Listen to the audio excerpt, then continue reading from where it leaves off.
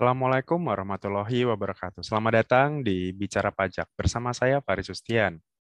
Di video kita kali ini, saya akan memberikan ilustrasi tentang PPS, tentang pengungkapan sukarela, mana yang kira-kira lebih menguntungkan atau yang bisa Anda pilih antara ikut PPS kebijakan kedua atau ikut pembetulan SPT tahunan. Jadi nanti di sini saya akan memberikan sebuah contoh kasus, kemudian penghitungan apa kalau misalkan kita ikut PPS berapa, kemudian kalau kita ikut pembetulan pajak yang harus dibayarkan berapa. Nah, dari situ Anda silakan berikan pilihan kira-kira Anda mau ikut PPS atau ikut pembetulan SPT tahunan saja. Kita akan simak pembahasannya berikut ini.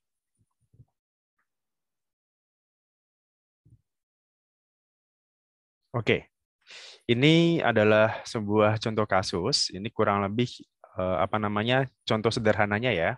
Jadi mana yang lebih menguntungkan, Anda ikut PPS atau ikut pembetulan SPT tahunan? Khususnya bagi Anda orang pribadi ya, karena kalau PPS yang kebijakan kedua itu kan dikhususkan untuk orang pribadi saja. Wajib pajak badan tidak bisa ikut PPS yang kebijakan kedua ini. Nah, asumsinya misalkan seperti ini. Tuan A memiliki dua buah rumah dan sebuah rekening di Indonesia yang diperoleh selama tahun 2016 sampai dengan tahun 2020. Dua rumah tersebut sudah dilaporkan di SPT tahunan tahun 2020 senilai 3 miliar. Sementara yang satu rekening, yang 1 miliar, nilainya 1 miliar, itu belum dicantumkan dalam SPT tahunan tahun 2020. Adapun pada saat Tuan A ini lapor SPT tahunan tahun 2020, peredaran usahanya sebesar 5 miliar. Gitu. Jadi pada saat dia lapor SPT tahunan tahun pajak 2020, dia mengakui peredaran usahanya sebesar 5 miliar. Nah, kemudian ternyata di tahun 2021, DJP menemukan data dan kemudian menerbitkan SP2DK. SP2DK ini semacam surat imbauan atau surat konfirmasi yang menerbitkan adalah KPP, Kantor Pajak Terdaftar Tuan A tadi. Ternyata ditemukan data bahwa peredaran usaha yang seharusnya oleh Tuan A itu yang belum dilaporkan sepanjang tahun 2020 sebesar 10 miliar. Jadi total peredaran usaha yang seharusnya berarti kan 5 miliar ditambah yang belum diungkap tadi adalah sebesar 10 miliar. Jadi total peredaran usahanya sebesar 15 miliar. Ini sekedar ilustrasi sederhana saja ya gitu. Nanti nanti dalam dalam sehari-hari atau in real life-nya itu mungkin jauh lebih kompleks daripada ini gitu. Nah, pertanyaannya adalah apa yang harus dilakukan oleh Tuan A ini? Apakah dia ikut PPS ataukah ikut pembetulan SPT tahunan? Seperti itu. Nah, di sini kita akan membreakdown, kita akan mencoba menganalisa kira-kira apa yang harus dilakukan oleh Tuan A ini ya gitu. Pilihannya apakah ikut PPS ataukah ya udah ikut pembetulan SPT tahunan saja. Nah, kita akan melihat penghitungannya.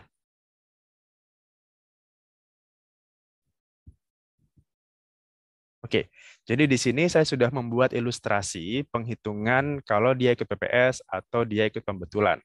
Nah, misalkan tadi, kalau dia ikut PPS, berarti kan atas rekening 1 miliar tadi, itu kan ya sudah tinggal diungkapkan saja pada saat kita ikut PPS ya. Pada saat kita ikut PPS, kemudian dengan tarif 14%. Ini asumsi kalau misalkan Tuan A itu tidak menginvestasikan. Kan kalau untuk kebijakan dua, kalau harta di dalam negeri, itu kan ada dua tarif ya. Yang pertama adalah 12%, yang kedua adalah 14%. 12% itu kalau kita investasikan, sementara kalau tidak kita investasikan, maka tarifnya adalah sebesar 14%. Artinya, pajak final yang harus dibayarkan Tuan A tadi, kalau misalkan dia ikut PPS adalah sebesar 140 juta di sini. Dari 1 miliar tadi, yang rekening 1 miliar, kita kalikan tarif 14%, hasilnya adalah 140 juta. Oke, ini kita kunci yang pilihan pertama dulu di sini. Kemudian kalau misalkan kita pakai penghitungan di SPT-nya.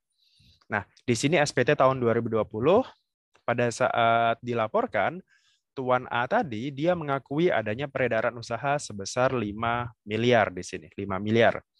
Di sini margin labanya asumsinya ini apa hitung-hitungan kasar aja ya. Ini angkanya bisa sangat bervariatif karena kalau sudah di atas 4,8 miliar itu kan pajaknya dari pembukuan ya. Jadi wajib pajak tersebut orang pribadi harus melakukan pembukuan.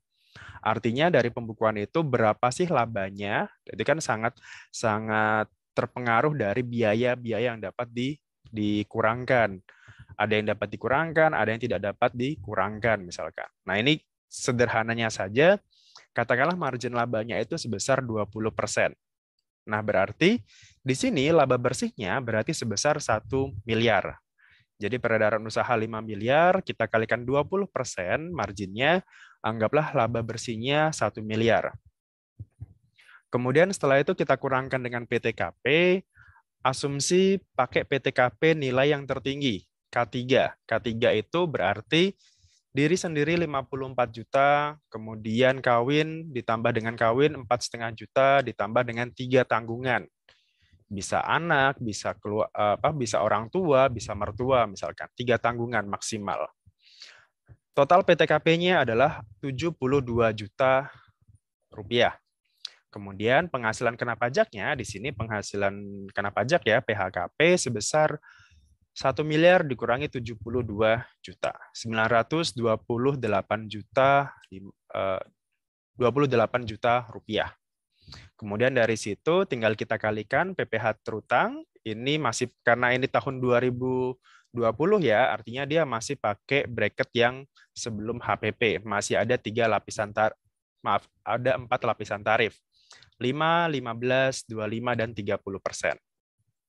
Lapisan pertama atau bracket pertama, maksimalnya itu dikalikan 50 juta, hasilnya di sini adalah 2.500.000, kemudian bracket kedua itu 200 juta, bracket ketiga itu 250 juta maksimalnya, dan bracket terakhir itu berarti tinggal selisihnya saja.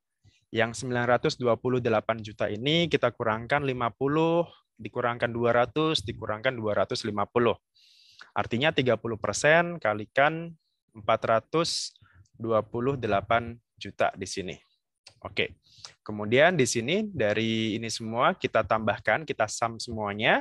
Hasilnya PPh terutang Tuan A di SPT-nya ya, di SPT tahun 2020 adalah sebesar 223.400.000 rupiah. Ini sudah dibayarkan oleh Tuan A misalkan. Katakanlah dibayarkannya tepat waktu ya, jadi nggak ada sanksi keterlambatan atau sanksi telat lapor misalkan. Oke, nah kemudian kita masuk ke kalau dia ikut pembetulan. Pembetulan misalkan di sini. Tadi kan temuan dari DJP itu kan sebesar 10 miliar ya di sini temuannya. Temuannya adalah sebesar 10 miliar. Kita asumsikan ceteris paribus di sana di bawahnya sama semua. Peredaran usaha berarti naik menjadi 15 miliar, margin labanya tetap katakanlah 20%, laba bersihnya naik dari yang awalnya 1 menjadi 3 miliar di sini. Kemudian PTKP-nya masih sama, 72 juta. Kemudian di sini penghasilan kena pajaknya naik. Dari yang awalnya 928 juta ini naik menjadi 2 miliar 928 juta, naik 2 miliar berarti di sini. Oke, kemudian dari sini tinggal kita kalikan sama ya, perkaliannya di sini PPh terutangnya 3 layer di atas ini sama penggalinya ini, kemudian yang 30% yang bracket terakhir itu tinggal sisanya saja dari ini. Jadi 2 miliar 900 ini kita kurangkan 50, kita kurangkan 200, kita kurangkan 250. Hasilnya total pajaknya selama 1 tahun dari Tuan A itu adalah sebesar 823.400.000 rupiah. Ini yang seharusnya ya, PPh yang seharusnya Tuan A bayarkan. Berhubung yang sudah distorkan pada saat SPT sebelum pembetulan itu sebesar ini 223, artinya PPh Tuan A yang kurang disetor itu berarti sebesar 600 juta. Diambil dari yang ini, angka 823.400.000 rupiah, kita kurangkan dengan PPh yang sudah di-store tadi, 223.400. Angkanya di sini adalah 600 juta.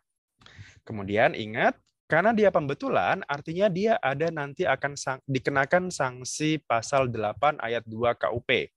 Yang sekarang juga sudah berubah ya dengan adanya Undang-Undang Cipta Kerja kemarin. Kita harus lihat dulu berapa sih sanksi bunganya, berapa sih nominal tarif bunganya. Kalau kita cek di sini, anggaplah SPTOP pembetulan Tuan A itu dibayarkannya adalah tanggal 24 Februari 2022. Jadi misalkan 24 Februari baru dilakukan pembayaran, baru pembetulannya.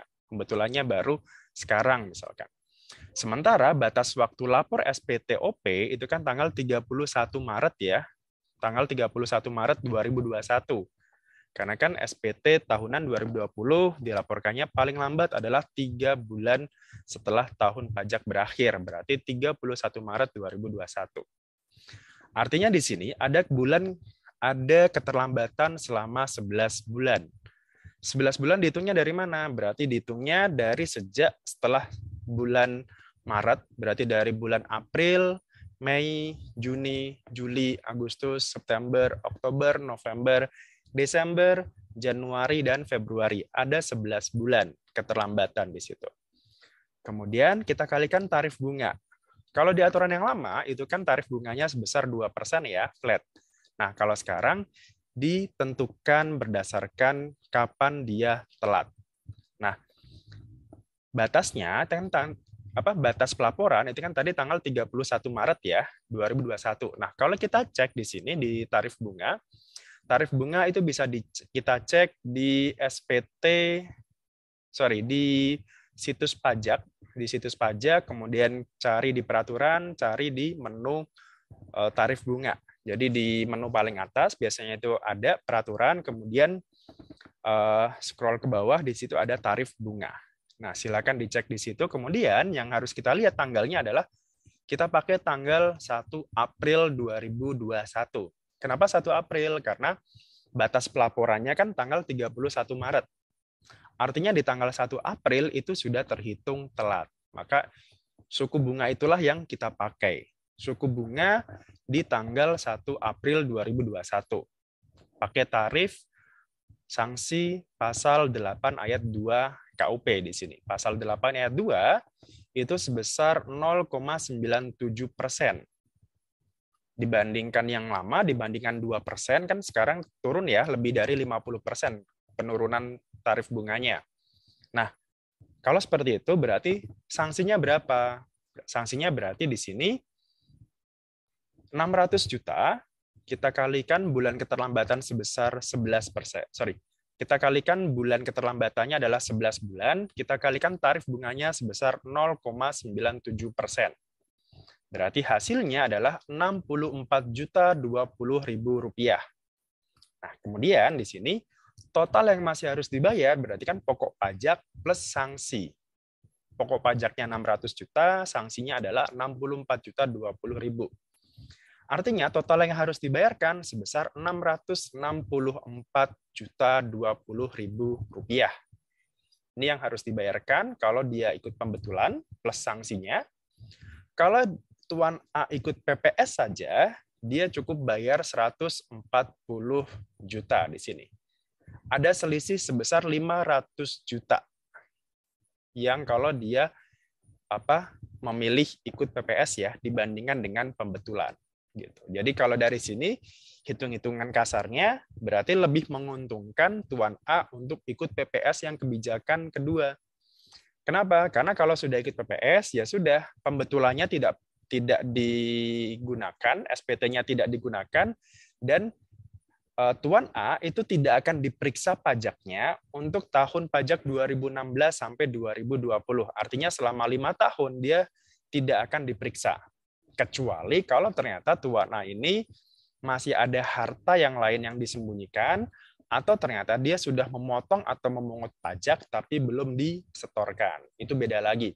Tapi kalau kasus yang seperti ini berarti ya sudah, Anda tidak perlu pembetulan, Tuan A ini tidak perlu pembetulan, cukup bayar PPS, dia tidak akan dikenakan sanksi dan pokok pajak sebesar ini. Itu ya, itu asumsi yang pertama gitu. Dengan kenaikan tadi omset sebesar 10 miliar. Memang kenaikannya 2 kali lipatnya kan, dari yang awalnya 5 miliar berubah menjadi 10 miliar. Tapi kalau misalkan temuan dari DJP, misalkan dari yang awalnya 5 miliar, temuannya misalkan katakanlah 2 miliar misalkan.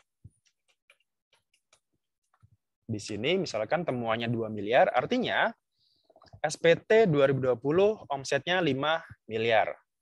Kemudian setelah pembetulan, omsetnya berarti berubah menjadi 7 miliar. Temuannya sebesar 2 miliar tadi. Dengan cara yang sama, dengan penghitungan yang sama, misalkan di sini semuanya sama, maka akan diperoleh hasil di sini angkanya.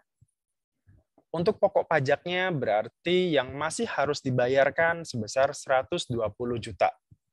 Angka ini diperoleh dari PPh terutang yang seharusnya itu sebesar ini, 343.400.000 rupiah, kita kurangkan dengan yang sudah dibayarkan, itu selisihnya adalah 120 juta. Kita kurangkan dengan, kita tambahkan dengan sanksinya ya, sanksinya penghitungannya masih sama, hanya pokok pajaknya saja yang berubah. Sanksi administrasinya sebesar 12.804.000 rupiah. Ini sanksinya. Total yang harus dibayar berarti 132.804.000 rupiah. Dibandingkan kalau dia ikut PPS dari yang rekening tadi ya, dari yang rekening 1 miliar ini, dia ternyata bisa hemat 7 juta di sini kalau dia ikut pembetulan. Gitu. Kalau dia ikut pembetulan. Jadi kalau dia pembetulan saja, ya sudah, berarti dia cukup bayarnya di sini 100, totalnya ya, plus sanksinya itu 132 juta. Kalau dia ikut PPS, itu 140 juta. Tapi ingat, di sini adalah 140 juta ini itu adalah paket tarif yang tinggi, yang tertinggi bagi yang hartanya di dalam negeri. Kalau misalkan ternyata hartanya itu kita investasikan, kan turun ya tarifnya ya, berubah menjadi berubah dari yang awalnya 14%, kalau kita investasikan berubah menjadi 12%. Artinya turun sekarang, jadi 120 juta. Kalau kita bandingkan dengan pembetulan tadi, maka ada selisih di sini sebesar 12 juta. Nah, ini balik lagi ya. Artinya ternyata PPS itu lebih menguntungkan daripada kita pembetulan. Gitu. Jadi banyak variabel yang membuat Anda ini bisa ikut PPS. PPS pun juga bisa silakan pakai tarif yang 12% untuk diinvestasikan. Kalau tidak diinvestasikan, silakan pakai tarif yang 14%. Kemudian setelah itu silakan Anda bandingkan kalau ternyata dapat temuan dari DJP, dapat SP2DK dari DJP. Kemudian dari sini pokok pajaknya dihitung, kemudian plus sanksinya pasal 8 ayat 2 KUP yang terbaru, itu tarif bunganya itu dilihat dari hari keterlambatannya tanggal berapa. Nah, dikalikan bulan keterlambatan ini, sanksinya sebesar ini. Gitu. Nah, dari sini selisih kan gitu. Tapi kalau misalkan ternyata temuannya, misalkan temuan dari DJP-nya katakanlah 1 miliar tambahannya, maka omsetnya berubah dari yang awalnya 5 menjadi 6 miliar. Kalau seperti ini kita cek, di sini kira-kira lebih menguntungkan mana? Ternyata dari sisi keterlambatan, kalau kita ikut pembetulan, kita cukup bayar di sini sebesar 66 juta. Dibandingkan dengan kalau kita ikut PPS sebesar 120 juta. Ada selisih sebesar 53 juta. Seperti itu ya. Jadi cara menganalisa apakah Anda ini layak untuk ikut PPS ataukah cukup pembetulan. Pembetulan itu juga kalau misalkan ternyata DJP sudah menemukan data ya, sudah menemukan data bahwa ternyata pajak yang Anda bayarkan selama ini itu salah misalkan. Ternyata masih kurang. Seperti itu. Dan ini pun juga masih dalam ini asumsi harta bersihnya dari yang satu rekening tadi itu nilainya 1 miliar ya. Kalau ternyata lebih kecil dari itu atau ternyata lebih besar daripada 1 miliar ya otomatis variabel ini nanti berubah lagi gitu. Tapi ini bisa dipakai sebagai acuan Anda, kira-kira Anda perlu ikut PPS atau tidak di sini. Jadi kalau misalkan ternyata selisihnya ini minus, ya udah berarti Anda sebaiknya pembetulan saja. Tapi kalau ternyata ini hasilnya plus, maka sebaiknya Anda ikut PPS. Seperti itu. Untuk Excel-nya ini nanti silakan dilihat saja seperti ini. Jadi ini sederhana. Ini Excel yang sederhana saja. Masih banyak nanti variabel-variabel dalam menentukan, misalkan di sini ada margin laba, kemudian PTKP, peredaran usaha, dan sebagainya. Semakin kecil margin laba akan semakin kecil pajak yang dibayarkan. Gitu. Misalkan margin labanya katakanlah hanya 10% misalkan di sini. Maka di sini anggaplah sama 10%, maka di sini akan semakin kecil lagi. Ini juga pajaknya otomatis berubah ya, gitu. Jadi tidak sampai di layer yang kalau ini tidak sampai di layer yang ketiga di sini, tidak sampai ke layer keempat, maaf. Gitu. Jadi hanya sampai di layer yang ketiga saja. Misalkan kalau seperti ini berarti ini 0, kemudian ini hasilnya kita kurangkan ini dan 200 juta. 77 juta dibandingkan dengan 107 juta. Oke. Oh sorry, ini tetap 250. Oke. Nah, selisihnya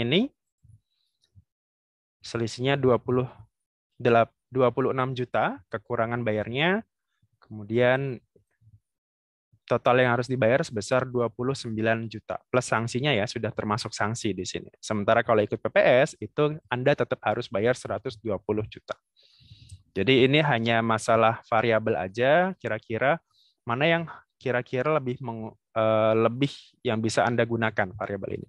Apakah ini ikut PPS atau tidak. Tapi balik lagi ya, ikut PPS atau tidak, sebaiknya Anda tetap bayar pajaknya itu secara benar. Anda bayar tepat waktu, kemudian Anda mencatat juga peredaran usahanya secara benar, secara rapi, maka itu akan memudahkan Anda dalam membayar pajak secara benar gitu. Toh juga negara itu sudah banyak yang banyak memberikan ke kita, maka masa kita ngasih ke negara setengah-setengah seperti itu. Jadi sebaiknya ya bayar pajaklah dengan benar, dengan patuh.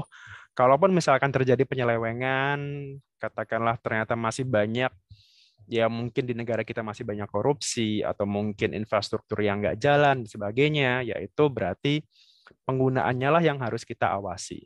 Bukan dari sisi pajaknya, tapi dari sisi penggunaan anggarannya. Gitu. Nah, kita sama-samalah gitu. Toh dalam masa pandemi ini ya kita semuanya membutuhkan penerimaan pajak ya, seperti itu. Oke, demikian mungkin pembahasan pada video kali ini. Semoga informasi ini berguna bagi Anda yang mungkin masih bingung atau mungkin masih ragu ikut PPS atau ikut pembetulan SPT tahunan. Seperti itu. Jadi pilihan saya kembalikan kepada Anda apakah ikut PPS atau tidak, karena tadi ya variabelnya bisa sangat beragam. Bisa dari nilai hartanya, bisa dari temuan dari DJP atau dari peredaran usahanya, dari labanya, dari margin, dari PTKP, dan sebagainya. Itu semuanya bisa sangat berbeda seperti itu. Dan hasilnya bisa sangat berbeda ya. Masing-masing variabel tadi bisa sangat menentukan apakah Anda mau ikut PPS atau tidak. Gitu. Apabila ada pertanyaan, silakan tinggalkan di kolom komentar. Apabila Anda suka, silakan like video ini. Apabila tidak suka, silakan dislike. Dan silakan share apabila informasi ini berguna bagi Anda. Dari saya, Assalamualaikum warahmatullahi wabarakatuh. Salam.